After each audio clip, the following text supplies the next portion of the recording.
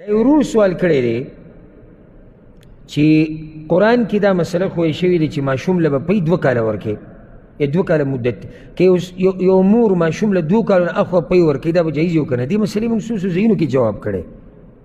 قرآن کې الله دا وایي ګوره والوالدات یرضعن اولادهن حولین کاملین، میاندې به خپلو بچو له پی ورکوي څو کاله؟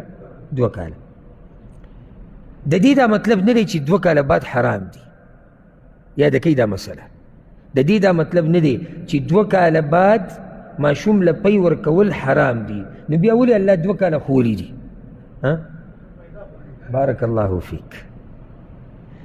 ماشوم له پی فایده په دې 2 کالو کې ورکوي.